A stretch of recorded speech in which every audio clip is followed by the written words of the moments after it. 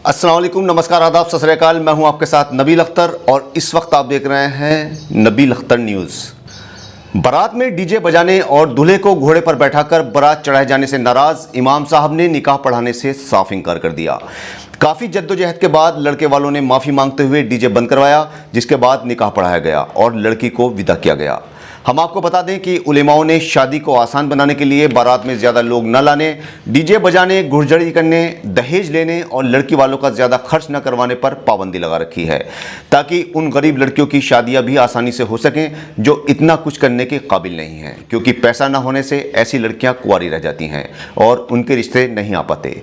कल बिजनौर के गाँव नीदड़ू में एक बारात के दौरान खूब डीजे बजाया गया और घुड़चढ़ी भी हुई, जिससे उलेमा नाराज हो गए और निकाह पढ़ाने से साफ इनकार कर दिया, जिसके बाद लड़के वालों ने इमाम साहब से माफी मांगी, जिसके बाद निकाह पढ़ाया गया।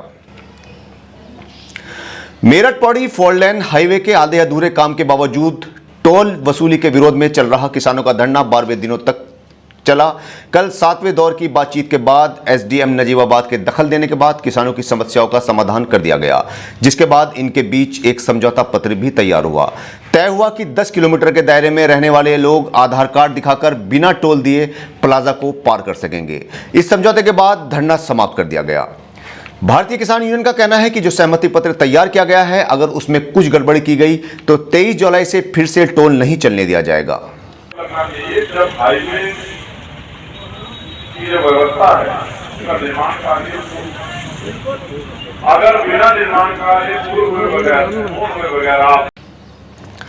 धामपुर में गांव घोसियावाला के रहने वाले तेजपाल, भीम और थम्मन ई रिक्शा से कुट्टी काटने की मशीन लेकर नेटौर के गांव तपरोला जा रहे थे। जैसे ही इनकी ई रिक्शा रुद्रपुर रोड पर पहुंची, तेज रफ्तार से जा रही कार ने इनकी रिक्शा में टक्कर मार दी। इस हादसे से ई रिक्शा में सवार ये तीनों लोग जख्मी हो गए। पुलिस को हादसे की खबर दी गई। मौके पर पहुंची पुलिस ने ग्रामीणों की मदद से तीनों को एम्बुलेंस के जरिए अस्पताल में भर्ती करवाया। क्या नाम है आपका? गुरप्रीत सिंह। एक कार का एक्सीडेंट हुआ, कैसे हुआ है? हम उधर से आ रहे थे, ठीक है, ये रिक्शे वाला भी जा रहा था, इधर को जा रहा था, ठीक है, उसने ऐसे कट दिया, ठीक है, तो बीच में गाड़ी लगी। मैंने बहुत बचाया, बचाते बचाते मैं खुद पलटी खा के इधर गिरने वाला था, ठीक है, फिर भी परमात्मा की दया से मेरा बचाव हो गया। मेरे बच्चे भी साथ में थे, इसके भी छोटे लड़के के भी चोट लग गई। इधर से कहाँ से आ रहे थे? इधर हम आ रहे थे रुद्रपुर से। कहाँ जा रहे थे? हम पंजाब जा रहे थे। कार कौन चला रहे थे? मैं चला रहा था। धामपुर के ही गांव मटोरामान में डीजे पर डांस करने को लेकर दूल्हे के तैरे भाई को गोली मार दिए जाने का मामला सामने आया है। दरअसल पंकज प्रजापति की बारात धामपुर के एक मंडप में आई हुई थी। डीजे पर कई लड़के डांस कर रहे थे। इसी दौरान किसी बात को लेकर दूल्हे के तैरे भाई सचिन के साथ गांव के ही कुछ लड़कों की कहासुनी हो गई। बताया जा रहा है कि रात में जब सचिन वापस लौट रहा था, तब 4 लड़कों ने उसे गोली मार दी। गोली सचिन की बाई जांघ में लगी। उसे तुरंत सामुदायिक स्वास्थ्य केंद्र भेजा गया, जहां डॉक्टरों ने उसे प्राथमिक उपचार देने के बाद हायर सेंटर रेफर कर दिया गया है। गाँव वालों का कहना है कि इन सभी ने बुरी तरह से शराब पी रखी थी, जिसके नशे में इनके बीच झगड़ा हुआ था।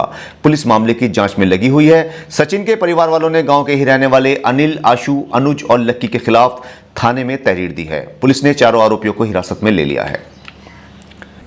मैं क्षेत्राधिकारी धामपुर जनपद बिजनौर अवगत कराना है कि दिनांक 14/7/2024 की सुबह लगभग 3 बजे थाना धामपुर पर सूचना प्राप्त हुई कि कस्बा धामपुर के एक गेस्ट हाउस में शादी में डीजे पर 2 पक्षों की कहासुनी हो गई है, जिसके चलते शादी से लौटते वक्त ग्राम मटोरामान में इन दोनों पक्षों के बीच मारपीट हो गई। वादी द्वारा बताया गया कि मारपीट के मध्य दूसरे पक्ष के एक व्यक्ति ने उसके भाई की जांघ में गोली मार दी। स्थानीय पुलिस द्वारा तत्काल मौके पर पहुंचकर घटनास्थल का निरीक्षण किया गया। मजरूब उपचाराधीन है, जिसकी स्थिति सामान्य है। तहरीर प्राप्त कर विधिक कार्रवाई की जा रही है। समस्त बिंदुओं पर जांच प्रचलित है। बिजनौर में एक बार फिर से गुलदार एक्टिव हो गया है, जिसके चलते उसने नेटौर के गांव मंडोरी में एक बच्ची पर हमला कर दिया, जिससे उसकी मौत हो गई। लड़की गांव मंडोरी के रहने वाली मुकेश की बेटी दिव्यांशी थी। बताया जा रहा है कि दिव्यांशी अपनी मां के साथ जंगल गई थी, जहां पर गुलदार ने उस पर हमला कर दिया। पुलिस ने दिव्यांशी के शव को पोस्टमार्टम के लिए भेज दिया था। पोस्टमार्टम के बाद दिव्यांशी का शव गांव लाया गया, जहां गमगीन माहौल में गांव के ही शमशान में उसका अंतिम संस्कार कर दिया गया है। वन विभाग ने इस क्षेत्र में पिंजरा लगवा दिया है, जिसमें बकरी के बच्चे को बांधा गया है, ताकि गुलदार उसका शिकार करने आए और पिंजरे में फंस जाए। आलोक दास। ये घटना कहाँ की है? घटना मंडौरी की है। ये क्या? जंगल को जा रहे थे ये अपनी मम्मी के साथ अच्छा। चारा लेने के लिए, बस एक में से निकला और बस इसको बच्चों को दबोच दिया गुलदार ने। कब की घटना है? ये अभी करीब 1 घंटा पहले की घटना। अब करीब पौना घंटा तो हमें यहाँ हो चुका आए हुए। 15 मिनट में हम वहाँ से लेके इसको यहाँ आ गए तुरंत। मगर इस बच्ची में कुछ उतना बचा नहीं था, तो अब डॉक्टर भी क्या करते हैं। क्या नाम बच्ची का? दिव्यांशी। कितनी उम्र होगी इसकी? उम्र करीब 8 से 9 वर्ष है। पढ़ती थी? जी पढ़ती थी, शायद 4वीं क्लास में। इसके पापा का नाम क्या? मुकेश।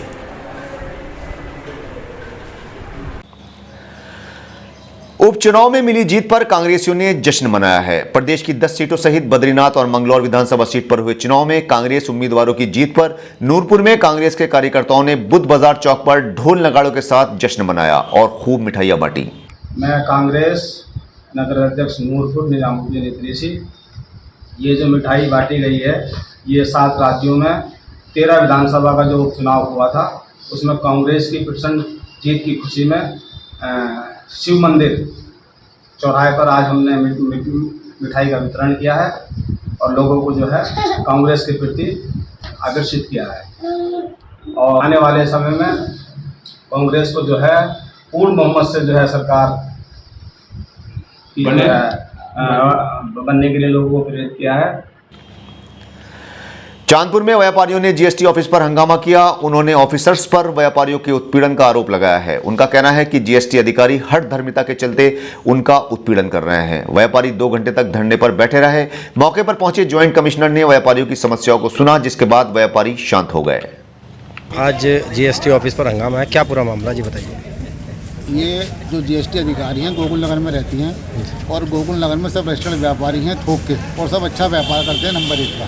इसी तरीके से ये रोज़ जब भी गाड़ी उतरती है सुबह 6 बजे आ जाती हैं और उतरती हुई गाड़ी को रोकती हैं, उसका कागज चेक करती हैं। हमने इनसे कई बार कहा है कि मैडम आप गाड़ी पे चेक ना करा करें, यदि आप रोड पे चेक करो हमें कोई दिक्कत नहीं है, क्योंकि जिसके द्वारा माल भेजा जा रहा है यदि वो गलत है तो आप उसे रोड पर पकड़िएगा। दूसरी बात यह है कि आपको गाड़ी कि हम कागज आपको ऑफिस में भेज देंगे आप, लेकिन ये नहीं मानती हैं। रोज़ सुबह 4 से 5 व्यापारी का डेली चेकिंग करती हैं, जिसके विरोध में आज हम लोगों ने यहाँ इनके विरुद्ध धरना दिया था। तो आगे क्या रणनीति है आपकी, अगर क्या आश्वासन मिला आपको? यहाँ जीएसटी कमिश्नर प्रभु सिंघल जी ने कहा है कि अब जो यहाँ रह रही हैं ये उसके आसपास किसी भी व्यापारी का हरासमेंट नहीं करेंगी, सिर्फ रोड पे ही चेकिंग करेंगी। आगे क्या रणनीति आपकी? आगे यह है कि हम तो चाहते हैं कि अधिकारी और व्यापारी का सहयोग आपस में बना रहे।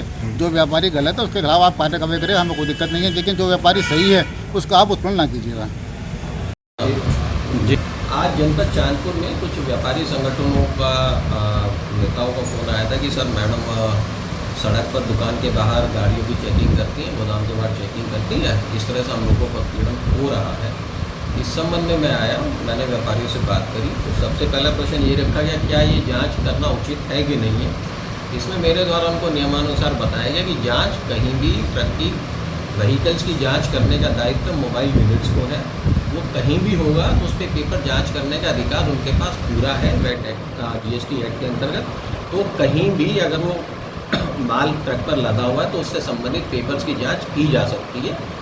व्यवहारिक तौर पर देखा जाता है कि लोकल कस्बे में जनरली इस तरह की जांच से हम लोग अवॉइड करते हैं, लेकिन अगर सूचना या कुछ भी हो जांच करनी है तो उसकी जांच करेंगे। इससे वो संतुष्ट हुए कि बस थोड़ा सा रखा गया कि थोड़ा सा जो व्यवहारिक स्थिति को देखते थे, थोड़ा सा मैम अपने रूप में थोड़ा सा तो रखेंगे, इतनी सी बात हुई। सूचना हमारे पास भी विगत काफ़ी समय से आ रही थी और मैं जब से आया हूँ हमने लगभग 8 से 10 गाड़ियों की चेकिंग की है। जिन प्रपत्रों के मिले थे उन प्रपत्रों को जैक करके जाने दिया गया, जिनने तो उन पर पूरी जो भी अर्थदंड की कार्रवाई की जा सकती तो कार्रवाई की गई। शिकायतें मिल रही, लगातार इस पर हम लोग काम कर भी रहे हैं। तो ये थी बिजनौर की आज की कुछ खास खबरें। कल आपसे फिर मुलाकात होगी बिजनौर शहर की कुछ खास खबरों के साथ। तब तक अपना और अपने परिवार का पूरी तरह से ख्याल रखिए और बिजनौर की हर छोटी बड़ी खबर के लिए देखते रहिए नबील अख्तर न्यूज़। जय हिंद।